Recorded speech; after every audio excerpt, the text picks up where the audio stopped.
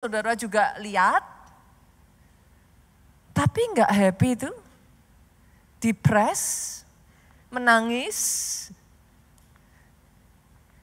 Hari ini saya ingin membuat saudara memahami bahwa happiness bukan karena apa yang kau punya, apa yang tidak engkau punya. Happiness is the state of mind. You can choose to be happy. Engkau bisa memilih untuk bahagia. Saya akan mengajak saudara melihat sebentar, saudaraku, apakah betul Adam dan Hawa itu bahagia karena di Taman Eden ada segalanya. Coba dilihat yuk, Kejadian 3. Ayatnya yang ke-8. Ketika mereka mendengar bunyi langkah Tuhan Allah yang berjalan-jalan dalam taman itu pada waktu hari sejuk, bersembunyilah manusia dan istrinya itu terhadap Tuhan Allah di antara pohon-pohonan dalam taman. Tetapi Tuhan Allah memanggil manusia itu dan berfirman kepadanya, "Di manakah engkau?" Jadi ternyata saudaraku, untuk kita bisa happy, Adam Hawa happy, itu bukan masalah Taman Eden sudah tersedia semua, enggak. Tapi dari ayat ini kita tuh bisa melihat, mereka itu punya kebiasaan yang selalu mereka jaga. Ternyata di hari sejuk, manusia suka berjalan-jalan dengan Tuhan. Di hari sejuk, bisa kebayang gak sih saudaraku, manusia itu ngobrol sama Tuhan. Dan disitulah ternyata the source of happiness. Tamannya masih ada, semuanya masih ada. Ketika Adam dan Hawa jatuh dalam dosa, mereka tidak lagi menemukan sukacita. Kenapa? Karena kehilangan yang satu ini. Boleh nggak saya mengatakan, supaya engkau bisa happy, ada 2 ingredient ini, saudara. Saya berdoa hari ini semua stigma yang salah, bahwa happiness karena uang, pastor. Happiness karena rumahnya mewah, pastor. Pekerjaannya mapan, pastor. Yes, itu semua bukan berarti enggak membawa happiness ya, saudaraku. Senggol kiri kanan, kita mah enggak munafik, saudaraku. Yes, of course it brings happiness. Tapi buktinya dengan semua Taman Eden yang masih ada itu, ketika tidak ada lagi hubungan itu, saudaraku, happiness itu hilang. Berarti ada 2 ingredient. Ingredient yang pertama, perhatikan ini saudaraku. Jangan sampai lupakan hubungan yang baik dengan Tuhan. Tanpa Tuhan, Taman Eden hanya sekedar taman, Pak. Tanpa Tuhan, kekayaan yang banyak hanya sekedar angka. Renungkan perkataan saya. Tanpa Tuhan, rumah mewah yang besar hanya sekedar bangunan. Saya belajar dari seorang raja yang sudah punya semuanya, saudaraku. Daud. Kurang apa? Tahta ada, harta ada, kekuasaan ada, wanita ada. Semua ada kan, Pak? Rasanya kita bisa tahu ya, belajar ya. Dari Daud, menurut Daud, kebahagiaan itu datangnya dia dapat dari mana? Kita buka yuk. Kita lihat Mazmur pasalnya yang ke-16, ayatnya yang ke-11. Daud memberikan rahasia kebahagiaannya, dia ngomong gini. Dalam terjemahan bahasa Indonesia masa kini. Kau tunjukkan kepadaku jalan menuju kehidupan. Padamu. Pada siapa, saudara? Padamu, Tuhan, mu-nya besar. Padamu aku mendapat tempat kegembiraan berlimpah dan kebahagiaan untuk selama-lamanya. Coba yuk saya ajak sebentar boleh Bapak Ibu? Saya tanya ya, are you happy? Happy nggak sama dengan tersenyum ya Bapak Ibu? Are you happy? It's a very simple question. Tapi saya rasa saya perlu menanyakan ini kepada saudara. Karena saya berdoa loh saudaraku, ada suami istri yang bahagia di tempat ini. Wow. Saya berdoa ada pengusaha-pengusaha yang bahagia di tempat ini. Boleh enggak Bapak Ibu yang pakai baju hitam putih, saya gantian ngomong juga. Saya berdoa ada para pelayan Tuhan yang happy di tempat ini.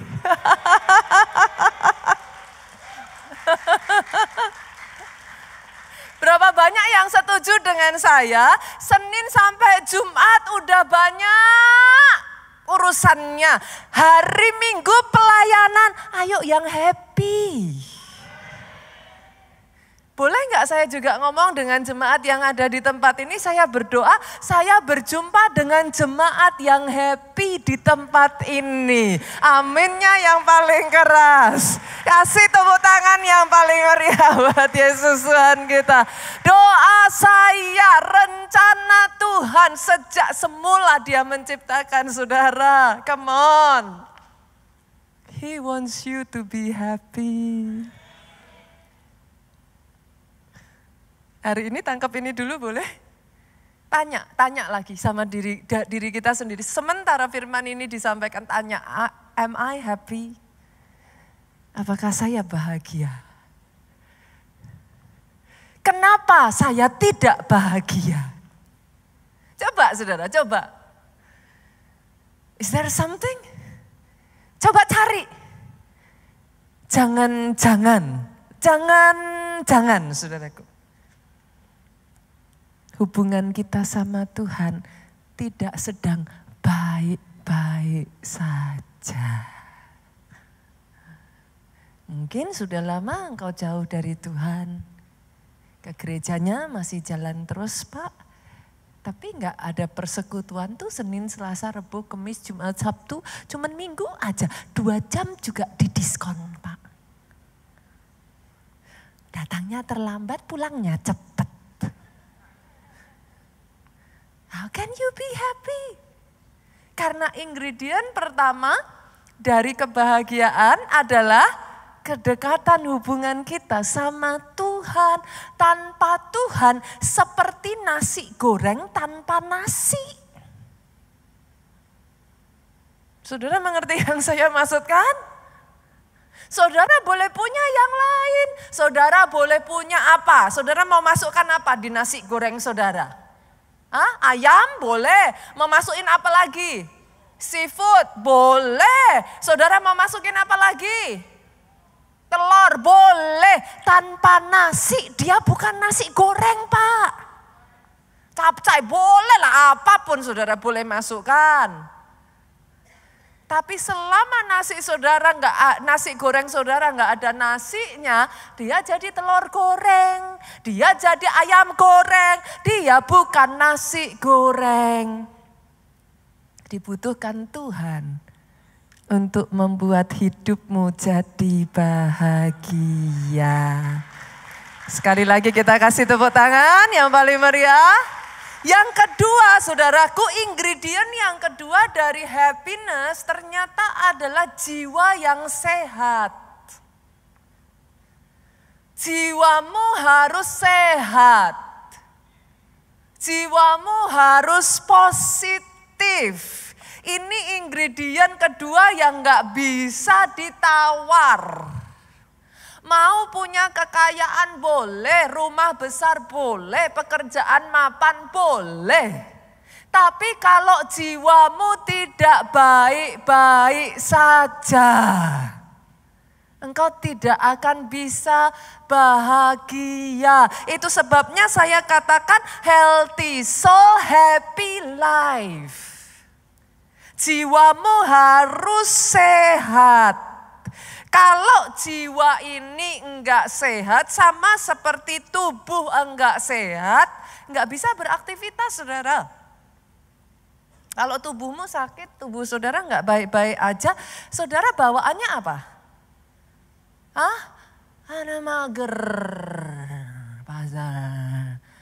Saudara diajak aktivitas yang harusnya fun, everybody will be happy, tapi saudara males. Karena tubuhnya lagi gak enak. Gak enak body kata orang sekarang, saudara. Tapi kalau jiwanya yang luka, jiwanya yang gak baik-baik, bisa berasa juga enggak? Apa yang terjadi, Pak? Galau. Iya kan? Galau loh. Enggak bisa, saudaraku. Itu sebabnya 2 ingredient ini enggak boleh dilepas. Hari ini cek ya, cek recheck ya. Kita lihat lagi ya. Are you happy? Adakah kedekatanmu, hubunganmu dengan Tuhan itu baik? Are you happy? Is your soul okay? Apakah ada luka di dalam jiwamu? Saya bawa kabar baik buat saudara hari ini. Kalau tubuh sakit bisa sembuh, senggol kiri kanan. Pak, jiwa yang luka juga bisa dipulihkan. Doa saya firman Tuhan sepanjang 1 bulan ini membawa pemulihan dalam hidupmu.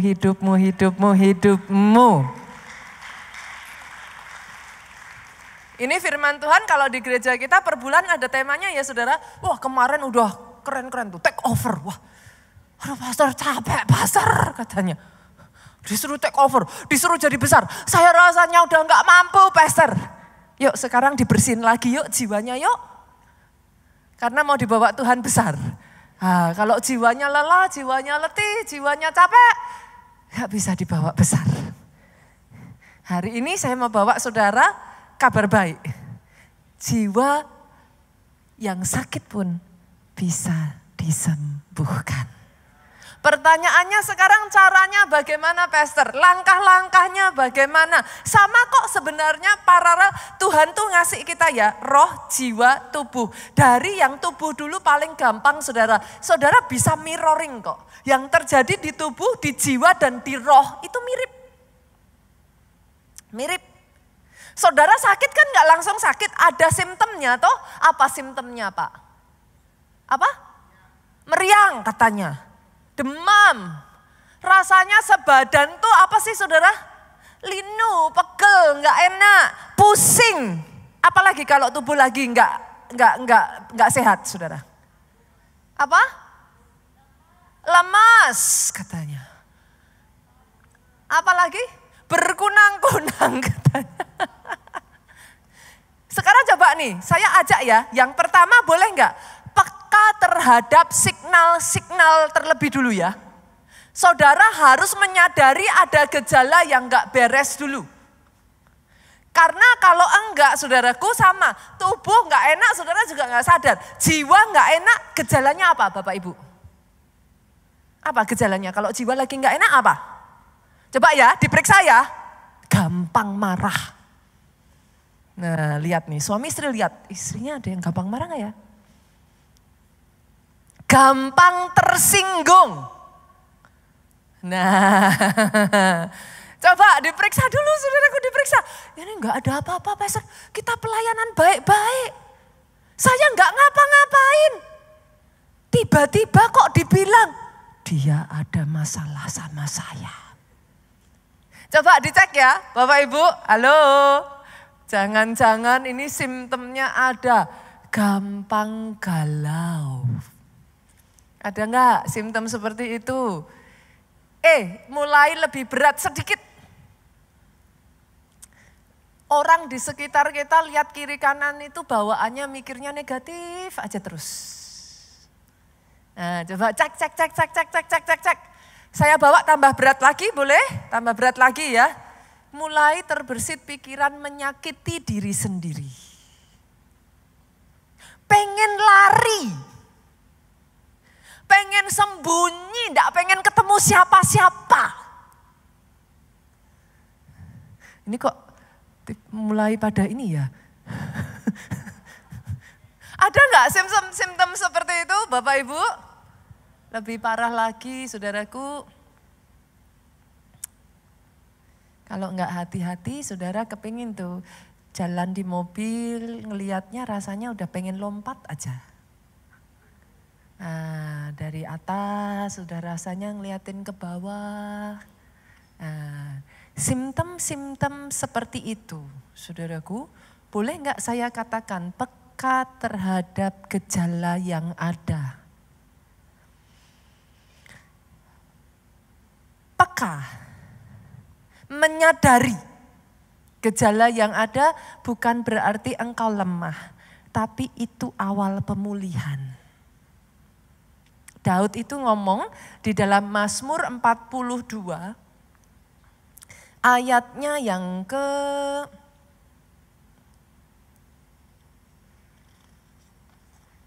bagian A saudaraku.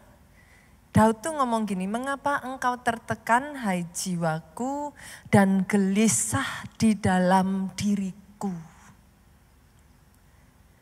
Daud itu menyadari saudaraku. Kesadaran inilah yang membawa saudara pada pemulihan.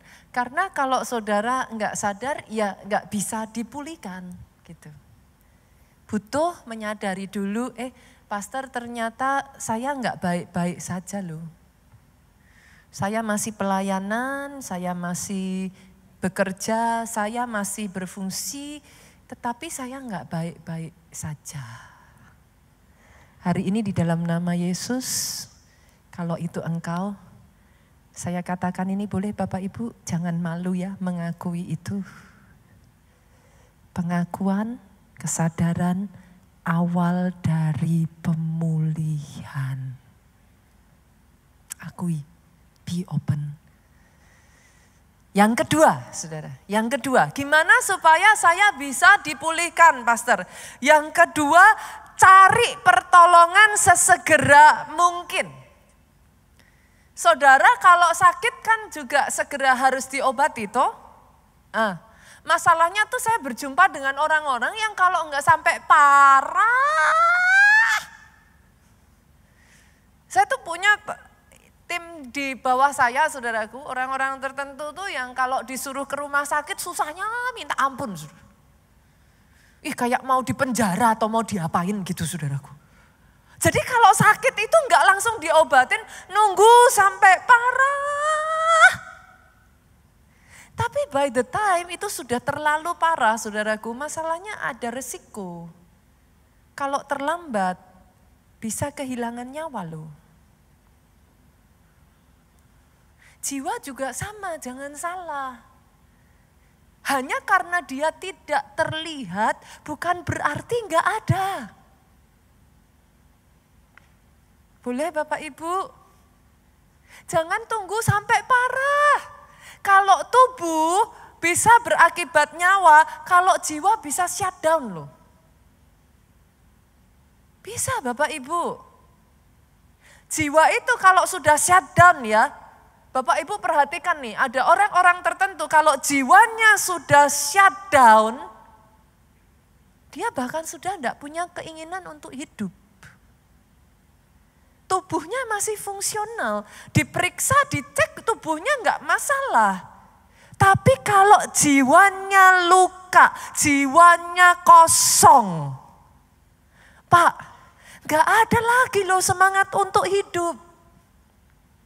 Itu sebabnya cepat-cepat cari pertolongan. Pertolongan pertama yang paling manjur, Yesusmu, dia dokter di atas segala dokter. Dia yang pertama, itu sebabnya firman Tuhan ngomongnya gini saudaraku. Mazmur 34 ayat 19 ngomong gini, Tuhan itu dekat kepada orang-orang yang patah hati. Ia menyelamatkan orang-orang yang remuk jiwanya. Tuhanmu enggak cari yang baik-baik saja. Kenapa dia dokter terbaik, saudaraku? Dia berkata, marilah kepadaku, Matius 11:28. Engkau yang letih, lesu, dan berbeban berat.